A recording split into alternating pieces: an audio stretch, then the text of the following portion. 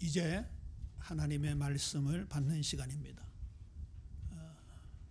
돌같이 굳은 마음, 에스겔이 본 마른 뼈다귀의 환상처럼 아무 소망이 없는 우리지만 거기에 하나님의 생기가 불어넣어지게 될 때 우리가 변화되어질 줄로 믿습니까?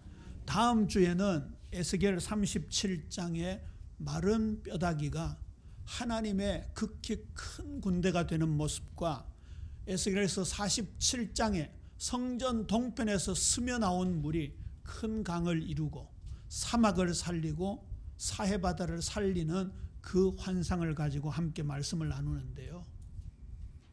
마른 뼈다귀는 이스라엘의 몰락을 상징하지요. 또 우리의 모습을 대변하고 있습니다.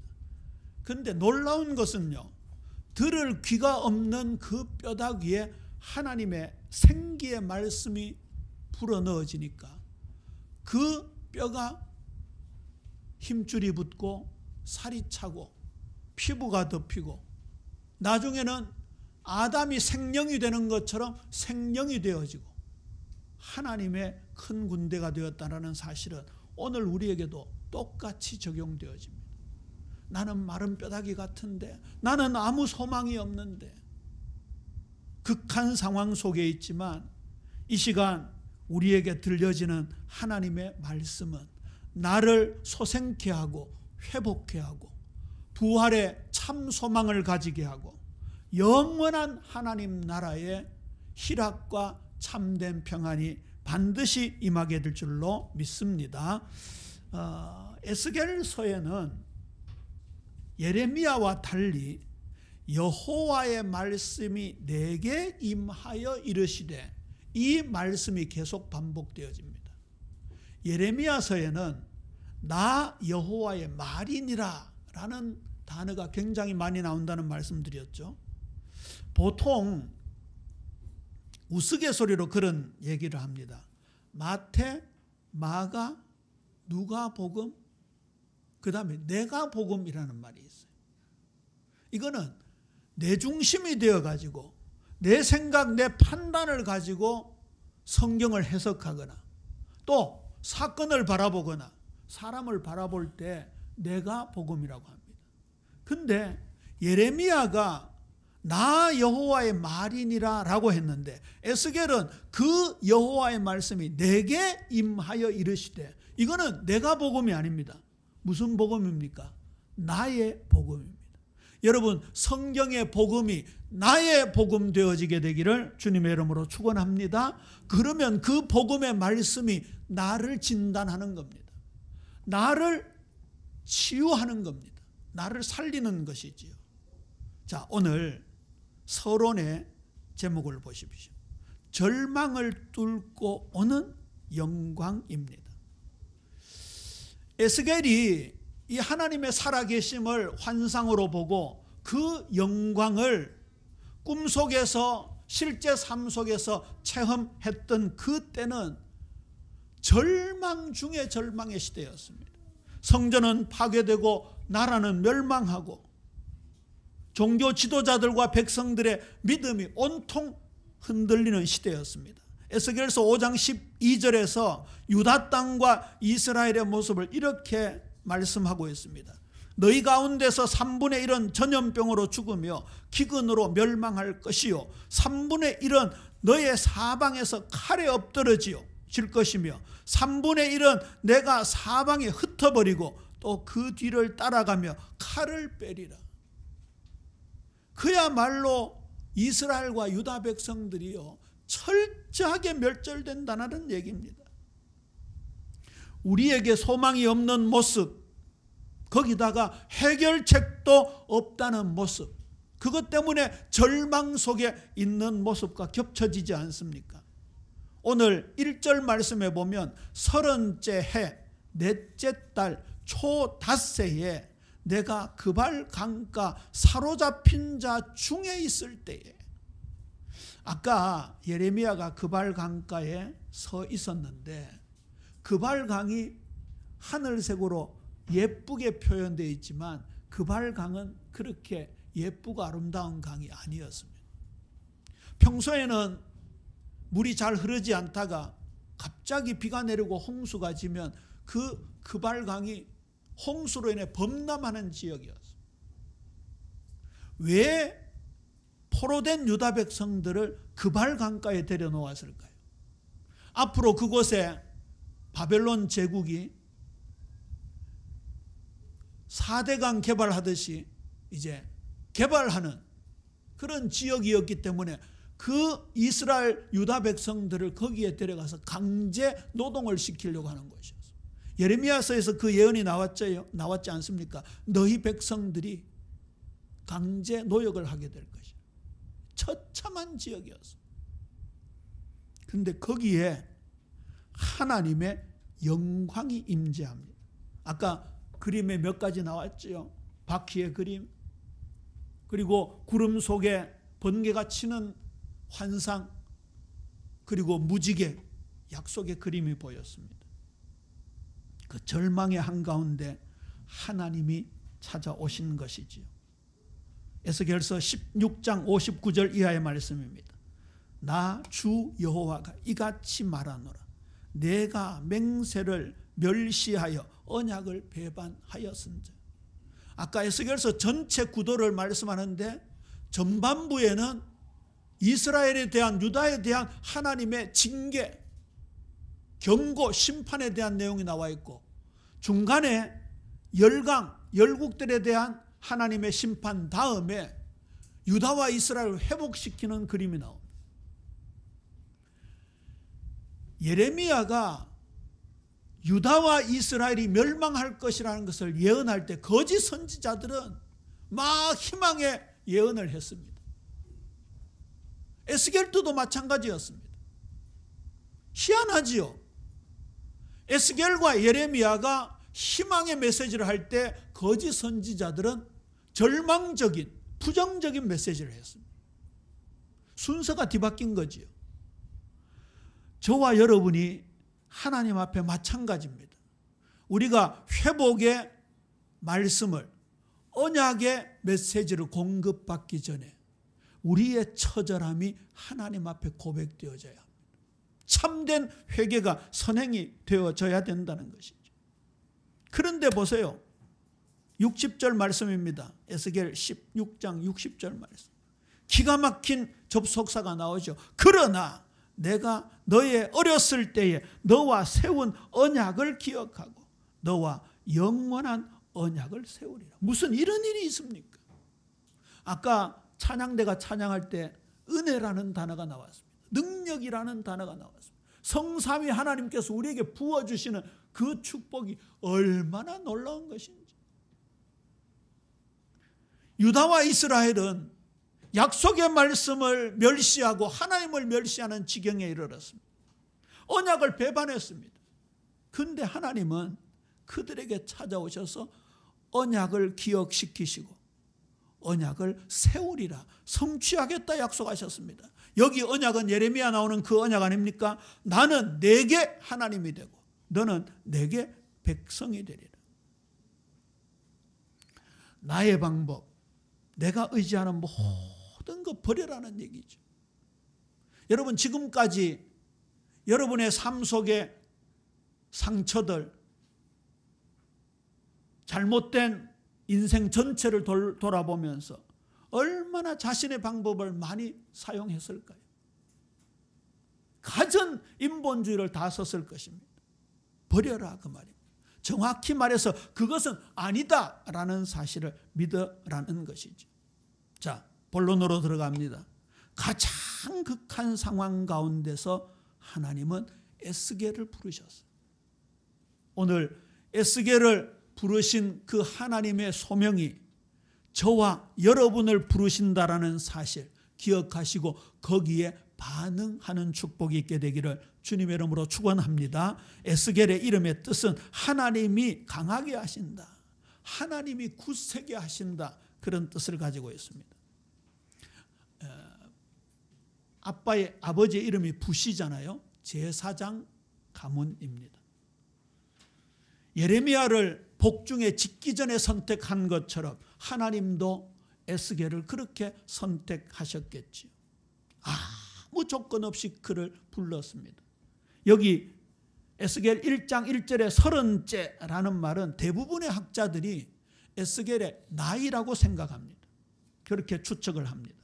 보통 제사장들은 어릴 때 아버지, 할아버지 제사장 밑에서 성전에서 어떻게 수종될 것인가, 백성들을 어떻게 섬길 것인가, 하나님의 말씀을 어떻게 순종하며 예배할 것인가, 그런 과정들을 배우는 과정을 거치다가 딱 30세가 되면 민수기에 나오는 대로 제사장의 직분을 감당해야 합니다. 그런데 이미 예루살렘 성전은 회파가 되었고, 그리고 바벨론 제국의 포로가 되어서 바벨론 제국 한복판에 들어왔습니다. 무슨 제사를 드릴 수 있습니까? 성전은 온데간데 없습니다. 성전의 아름다움과 그 영광은 사라지고 말았습니다. 그야말로 절망 중에 절망 가운데 처해 있는 에스겔이었습니다. 여기 그발 강가는 포로 수용소 같은 곳이었겠죠. 바벨론에서도 격리된 장소라고 말씀하고 있습니다. 우리 찬송가 가사 중에 아골골짝 빈들에도 그 찬송가 있잖아요.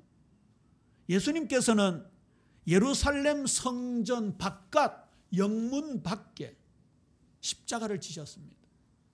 그 아골골짜기는 과거 여호수아가 여리고성을 무너뜨릴 때 전리품을 하나라도 챙겨오면 그 가문이 3, 4대 저주받는다는 멸망을 선언했는데, 그 여리고성에서 아간이라는 자가 신할산 외투와 금덩이 같은 고급 물건을 감추어서 자기 장막 아래다가 숨겼던 사건 기억나시죠?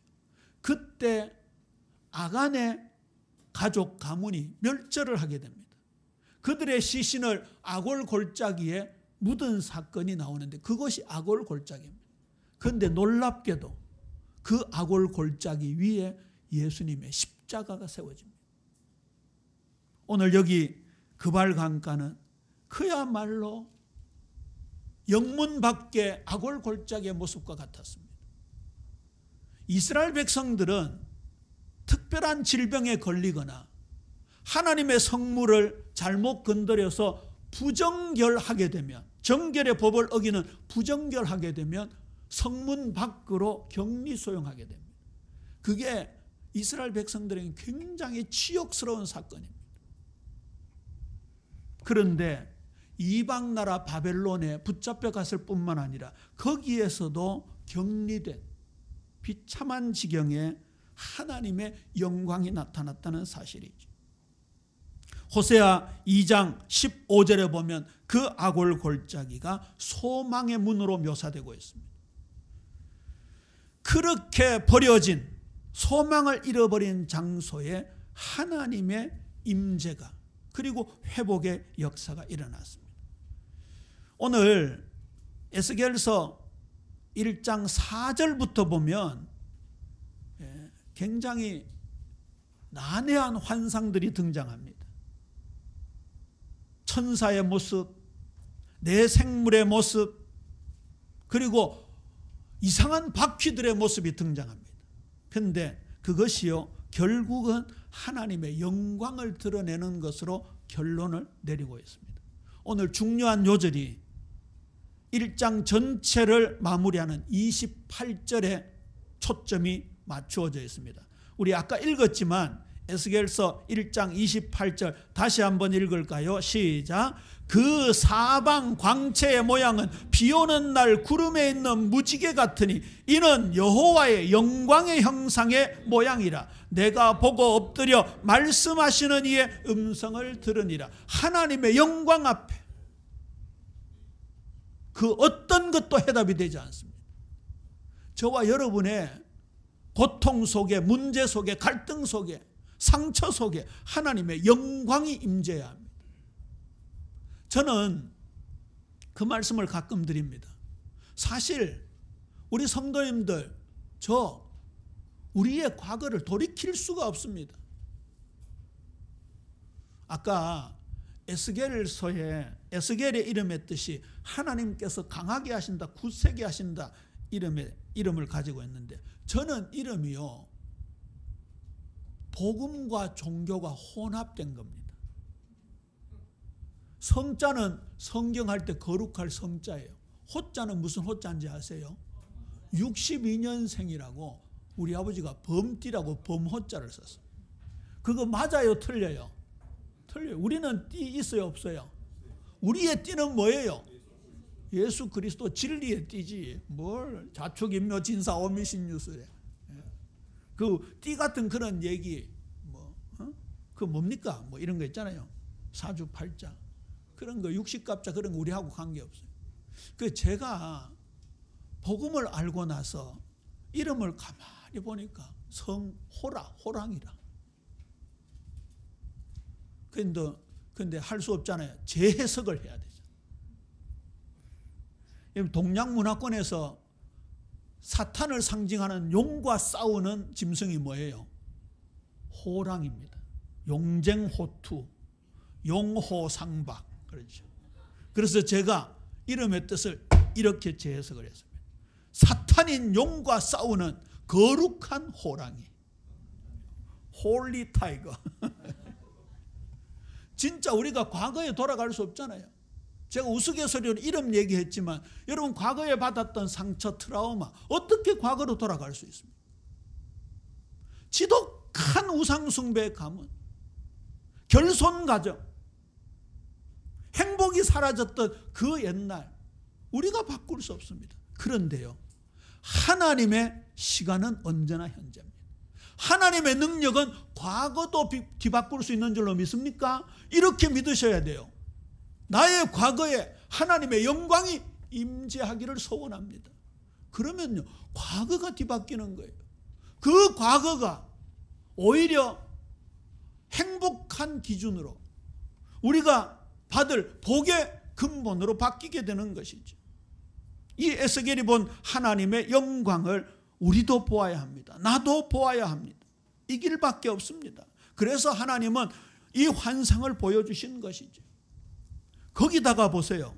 성지의 개념이 예루살렘 성전에만 국한된 게 아니라는 걸 보여주셨습니다. 이게 놀라운 축복이지. 하나님의 성전은 위치의 개념이 아닙니다. 예수님께서 사마리아 여인에게 이렇게 말씀하셨지요. 하나님은 영이시니 예배하는 자가 영과 진리 안에서 예배할 때가 오나니 곧 이때라 말씀하셨습니다. 사마리아 사람들은 예루살렘 성전에 대한 컴플렉스가 있었습니다. 우리는 본국 백성이 아니고 소외된 사람들이다. 그래서 그리심산에 짝퉁 성전을 만들어 놓고 임시 성전을 만들어 놓고 거기서 예배했습니다. 그런데 예수님은 그에게 나타나셔서 얘야, 예루살렘이 중요한 게 아니다. 그렇다고 그리심산이 중요한 게 아니다. 이때가 무슨 때입니까? 메시아 그리스도 되시는 예수님이 이 여인과 만나는 때입니다. 오늘 예빛 아담 사이즈 예배당에 우리 주님 예수님이 함께 하시는 줄로 믿습니까? 그러니까 화려하지 않아도, 우뚝 솟은 고딕 양식이 아니더라도, 아름다운 모자이크가 그 뭡니까? 스테인드 글라스가 있는 예배당이 아니더라도 이곳이 우리 주님과 함께하는 성전.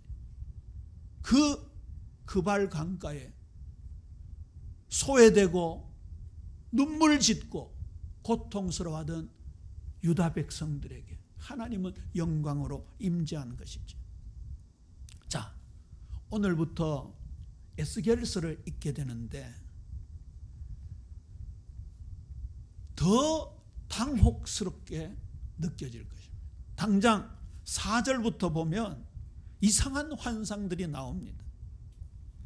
에스겔, 다니엘, 스가랴, 요한계시록을 묵시문학이라고 합니다. 하나님의 뜻과 계획을 환상이나 상징들, 특히 다니엘서에 가면 숫자를 통해 보여줍니다. 이게 뭐지? 어떻게 읽어야지 큰 벽을 실감할 수 있을 것입니다. 4장에 보면요, 토판에 예루살렘 그림을 그려서 흙으로 언덕 모양을 만들고 철로 벽을 만드는 그런 모습을 연상을 시킵니다. 그걸 수행하라고 합니다. 거기다가 밀, 보리, 콩, 팥, 조, 귀리 같은 곡식들을 섞어가지고 떡을 만들어서 390일 동안 에스겔에게 먹으라고 하면서 390일 동안은 왼쪽으로 누워서 먹으라. 그 다음에 나머지 90일은 오른쪽으로 누워서 먹으라. 이런 이상한 지시를 하나님께서 하시고 계십니다. 그리고요, 그 거친 빵을 만들어 먹을 때 인분 불을 붙여서 먹으라 이렇게 합니다. 인분이 뭐예요? 사람 똥입니다. 똥으로 연료를 해가지고 그 떡을 먹어라, 만들어 먹어라 이러니까 그 떡에 곧 점심 먹는데 또 솔리지. 떡에 얼마나 냄새가 이상하겠습니까? 그러니까 이 에스겔이 하나님한테, 하나님, 제가 지금까지 부정한 거 안 먹었습니다. 우리말로 하면 더러워서 못 먹겠습니다. 토 나와서 못 먹겠습니다. 그러니까 하나님이 바꾸어 주시는데 소똥으로 불을 붙여서 사실 풀 같은 거, 나무 같은 거 많이 없는 사막 지역에 가면 소똥으로 연료를 합니다. 바싹 마르면 거기에 섞여 있는 풀들에 불을 붙이면 어느 정도 불이 붙거든요. 그런 것은 이제 뭘 보여주는가 하면 이스라엘 백성들, 유다 백성들의 부정결의 모습을 보여줍니다. 백성들이 그 장면을 오랫동안 보지 않았겠습니까? 390일을 그 모양 그대로, 그리고 이상한 빵을 소똥에 구워서 먹는 것을 본 이스라엘 백성들이 처음에는 에스겔이 돌았냐? 이러다가 계속 그 모습으로 있으니까 두 가지 반응 정도가 나오겠죠. 비난하거나 신란하는 반응이 있을 것이고, 아마 이스라엘 백성들, 유다 백성들 중에는 회개하는 사람들이 있었을 거예요. 저게 우리 모습이다. 그러니까 이렇게 묵시문학은 환상을 보여주시기도 하고 상징을 통해서 보여주시기도 합니다. 자, 이 묵시문학을 읽을 때 주의사항이 있습니다. 앞으로 스가랴서 전체를 읽어야 되고, 나오는 에스겔서 전체를 읽어야 되고, 곧이어 다니엘, 그리고 스가랴서를 읽을 때 주의사항입니다. 굉장히 중요합니다. 베드로후서 3장 16절에 보면 또 그 모든 편지에도 이런 일에 관하여 말하였으되 그 중에 알기 어려운 것이 들어있으니 무식한 자들과 굳세지 못한 자들이 다른 성경과 같이 그것도 억지로 풀다가 스스로 멸망에 이르느니라. 억지로 풀려고 해석하면 안 된다 그 말이에요. 비유풀이라고 억지로 푸는 단체가 어디지요? 신천지입니다. 그게 멸망에 이르는 지름길입니다. 성경의 난해한 구절들을 여기 모여라, 우리가 무료로 가르쳐 줄게, 무료 성경신학원 이런 데 가가지고 처음에는 뭣도 모르고 다니다가 나중에 그 마각에, 그들의 숨겨진 발톱에 걸려드는 게 신천지, 안상홍 이런 데입니다. 그러니까 억지로 풀려고 하지 마라. 이미 성경은 그렇게 말씀하고 있습니다. 그래서 이런 결론이 나옵니다. 직역보다는 상징성으로 이해해야 합니다. 성경 전체의 문맥 속에서 하나님의 뜻을 찾아야 합니다. 성경 전체의 문맥은 뭡니까? 구속사입니다. 다시 말씀드립니다. 구속 역사는 창조, 타락, 구속입니다. 그렇죠? 그리고 리딩 지저스, 예수 그리스도 관점으로 봐야 합니다. 자, 바울은 예수님을 이렇게 표현했습니다. 에덴 동산의 아담은 첫째 아담이고 예수님은 둘째 아담이시면서 마지막 아담이라고 했습니다. 자기가 예수라고 주장하는 자들은 전부 엉터리입니다. 그렇죠? 그래서 구속 역사 속에서 언약 신학 관점에서 리딩 지저스, 그리스도의 관점으로 성경을 읽어야 합니다. 궁극적인 목적은 하나님의 백성들에게 경고를 주시고 함께 회복의 소망을 주시는 것이지. 그래서 궁극적으로는 하나님 나라가 승리하고 승리하신 예수 그리스도가 이 모든 상징들의 묵시를 성취하신다라는 것입니다. 더 중요한 것은 이 묵시 문학에 나오는 환상과 그 묵시문학의 저자들이 이런 결론을 내게 적용하는 겁니다. 그러니까 기록 당시의 상황과 나의 상황을 접목시켜서 그 속에서 하나님의 교훈을 발견하는 것이죠. 예수님께서는 누가복음 21장에 앞으로 종말이 되면 일어날 징조에 대해서 쭉 말씀하시다가 이런 결론을 내립니다. 이와 같이 너희가 이런 일이 일어나는 것을 보거든 하나님 나라가 가까이 온 줄 알라. 내가 진실로 너희에게 말하노니 이 세대가 지나가기 전에 모든 일이 다 이루리라. 무슨 말입니까? 이 징조들이 눈에 보이게 될 때 하나님 나라 하면 그 말씀이 기억나야 합니다. 회개하라 천국이 가까웠느니라. 오늘도 이 말씀이 적용되어져야 합니다. 그 다음에요, 하나님의 말씀은 1.1획도 땅에 떨어지지 않고 반드시 성취가 된다. 확신하셔야 됩니다. 그래서 지난주에 그 말씀 드렸죠. 하나님의 말씀 앞에 두려워해야 된다. 그리고 계시록 1장 3절입니다. 아까 영상에 나왔죠. 계시록의 내용은 에스겔이 본 환상이 거의 대부분 적용되어지고 인용되어지는 구간입니다. 그 계시록 1장 3절에 묵시록을 읽는 방법에 대해서 이렇게 말씀하고 있습니다. 이 예언의 말씀을 읽는 자와 듣는 자와 그 가운데 기록한 것을 지키는 자는 복이 있나니 때가 가까움이라. 읽는 자는 이 기록된 성경을 읽는 겁니다. 그렇죠? 그 다음에 듣는 자는요, 읽어주는 걸 듣기도 하지만 강해 설교, 그래서 목사가 필요하죠. 저는 어제 누가 묻더라고요. 설교를 어떻게 준비합니까? 저는 벌써 에스겔서를 몇 주 전부터 읽고 준비하고 있어요. 그러면 지금 다니엘서도 함께 읽어 나가고 있어요. 우리 성도님들이 말씀을 받고 한 주간 일생을 살아야 되기 때문에 너무너무 중요합니다. 주석도 말하자면 그 넓은 책상에 비좁도록 갖다 놓고, 그리고 또 우리 개혁주의 유명한 설교가들이 어떻게 설교했는가 그런 것도 들어보기도 하고, 학자들의 책도 단편적인 책이라든지 강해 설교에 관한 책들을 찾아보기도 합니다. 그렇게 펼쳐놓고 그 말씀을 제가 먼저 이해해야 합니다. 그리고 그 많은 말씀, 에스겔서 전반부가 얼마나 많습니까? 그 말씀을 이해하고 한 35분 분량으로 설교문을 만듭니다.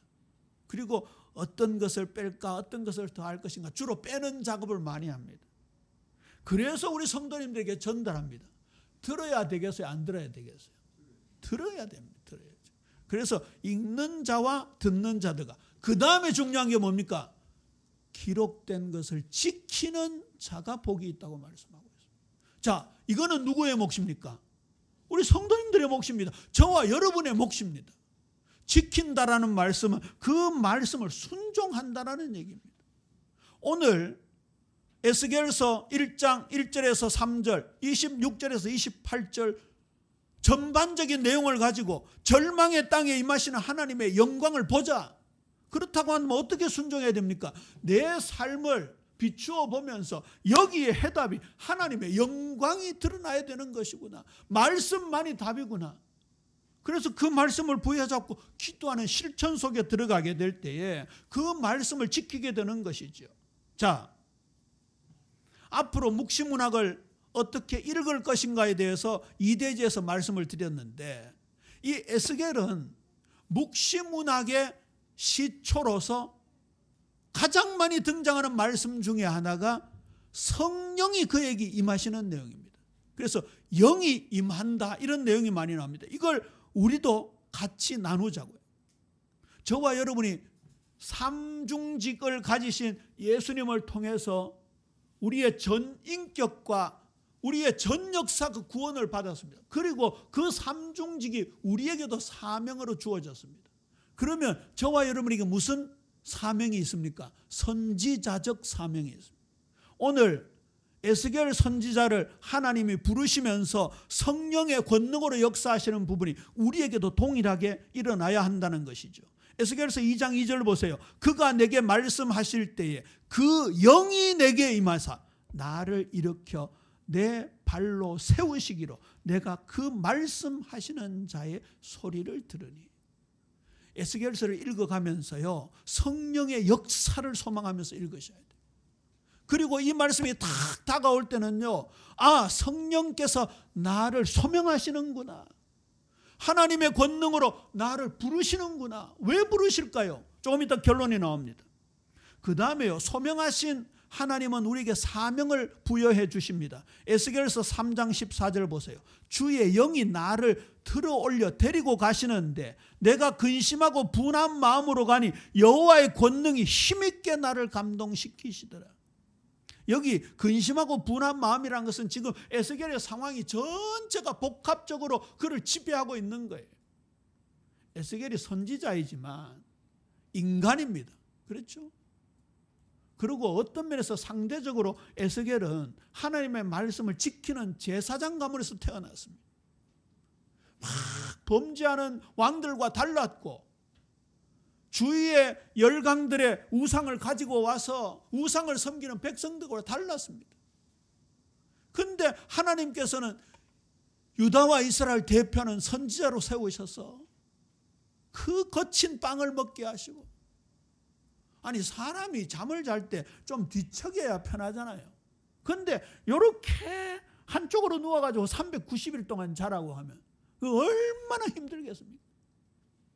그러니까 이 에스겔이 하나님 앞에서 지금 원망하고 근심 걱정하는데 보세요. 여호와의 권능이 힘있게 나를 감동시키시다.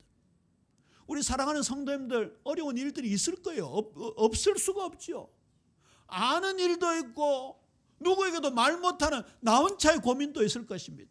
거기에 성령의 강력한 권능이, 성령 충만이 임하게 되기를 주님의 이름으로 축원합니다. 성령으로 부르심에 인도받아 순종해 가는 겁니다. 그 다음에 4번부터 합시다. 은밀한 마음까지 성령 하나님은 통치하시는 전지전능을 갖고 계십니다.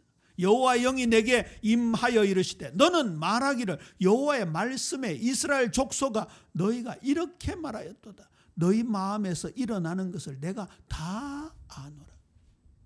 하나님은요, 우리의 전생에 앞으로 일어날 것까지 그 누구에게도 말 못했던 부분까지 하나님은 아시고 계십니다. 머리털 하나도 세시고 그렇잖아요. 우리의 신음소리조차도 들으시고 계십니다. 그 영이 임하게 될 때 그 말이죠. 그래서 드디어 에스겔서 8장 4절에 보면 이스라엘 하나님의 영광이 거기 있는데 내가 들에서 본 모습과 같다. 그발 강가에서 본 하나님의 영광의 모습이 그렇죠. 아까도 사마리아 여인을 빗대어 말씀을 드렸지만 하나님의 성전은 물리적 지리적 공간을 초월하여 나타나는 것입니다. 하나님 나라로 올리시는 축복이죠.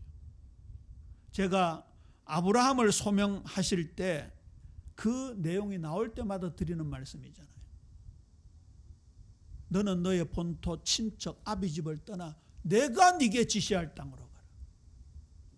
그러니 이스라엘 소아시아 7교회 저 애굽 시내산 그런데 방문하는 것을 성지순례라고 하는데 그거 잘못되었다고요. 성지순례의 개념은 근본 천주교에서부터 비롯된 겁니다. 왜 성지순례라고 하는가 하면 거기에 가서 의를 쌓는다는 개념입니다. 이슬람도 마찬가지죠. 아라비아 메카를 가서 거기에 카바라는 신전에 잠잠이라는 돌을 던지면서 도는 행위를 해야 자기네들의 의가 쌓인다는 것. 저와 여러분의 성지는 이스라엘 예루살렘이 아닙니다. 저와 여러분의 성지는 하나님이 지배하시는 곳인 줄로 믿습니까? 그러면 여기가 성지입니다. 여러분의 일터가 성지입니다. 가문이 성지입니다. 인간관계 현장이 성지입니다. 심지어 운동할 때도 취미생활할 때도 하나님 여기 함께 하신다. 그게 진짜 성지가 되는 거예요. 그 개념을 가져야 하나님의 통치를 제대로 받게 되는 겁니다. 여러분, 주일날만 예배한다라는 것은 이제 우리 예비교회에서는 완전히 사라져요. 월화수목금토 그 하는 일의 현장이 하나님께 영광 돌리는 현장이지 않습니까? 말씀을 맺습니다. 바벨론적 역사가 있을 것입니다. 이 바벨론은 성경에서 물질 만능, 쾌락주의 그런 것들로 상징이 됩니다. 타락한 권력으로 해석이 되죠. 이스라엘을, 유다를 줄곧 압박했던 자들입니다. 나중에 베드로 사도 같은 경우에는 로마를 향해서도 큰 성 바벨론이라고 표현했어요. 그만큼 유다 이스라엘 역사에서 바벨론은요, 자기네들을 압제하고 우상을 강요하고 핍박했던 나라로 대명사처럼 여겨졌어요. 그 바벨론적 역사가 우리 성도들에게 없을까요? 물질로 유혹합니다. 그렇죠? 때로는 나의 과거를 발목 잡고 물귀신처럼 붙잡을 수도 있습니다. 상처를 후벼 팔 수도 있습니다. 거기다가 인간과의 만남 속에서 상대방을 통해서 갈등을 유발하기도 합니다. 이러한 때에 우리는 어떤 결론을 가져야 됩니까? 첫 번째, 무엇보다도 크신 하나님의 영광을 보아야 할 것입니다. 에스겔은 하나님의 영광을 보았습니다. 그발 강가의 큰 피폐한 모습 넘어서는 하나님의 영광, 그 압제를 뛰어넘는 하나님의 영광을 보았습니다. 에스겔서 43장 5절입니다. 영이 나를 들어 데리고 안뜰에 들어가시기로 내가 보니 여호와의 영광이 성전에 가득하더라. 앞으로 회복되어질 성전의 영광을 본 겁니다. 환상 성전을 에스겔서 47장에서 보게 되지요. 그 영광을 보면서 얼마나 소망을 가졌겠습니까? 저는 이 말씀을 읽으면서 로마서 8장 16절에서 18절 말씀을 연상했습니다.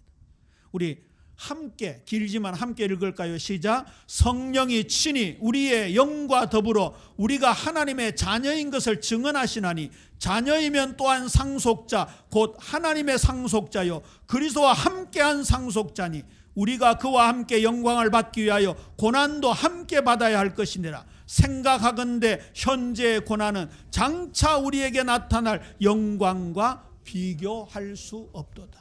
고난을 이기는 길이 뭐라고요? 장차 나타날 영광을 지금 끌어당겨 보는 것이라고요.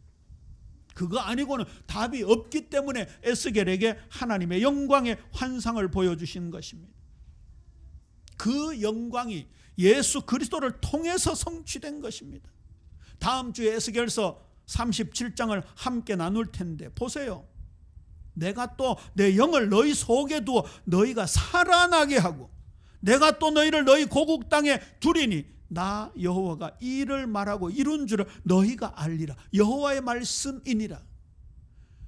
아까 영상에서 보셨지만 에스겔의 환상이 명백하게 예수님의 생애와 일치하지 않습니까? 성전 동편에서 스며 나온 물이 사막을 살리고 사해바다를 살리고 나중에 대해 지중해까지 살리는 그 말씀이 요한복음 7장 37절 38절에 나오잖아요. 나를 믿는 자는 그 배에서 생수의 강이 흘러나오리라.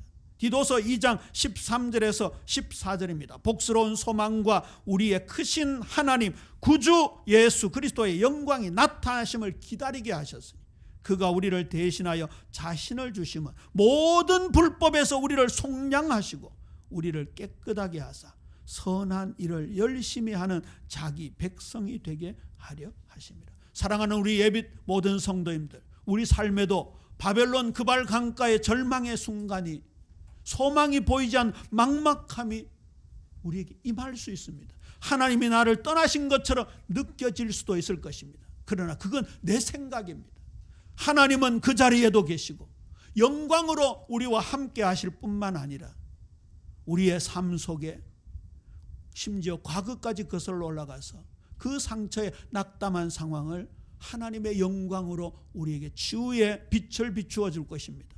우리도 예수님의 부활의 승리, 승천하셔서 보좌의 영광, 장차 오실 온전한 하나님의 나라의 영광을 지금 대면하여 보면서 소망을 가지고 살아가는 귀한 은혜 풍성하게 되기를 주님의 이름으로 축원합니다.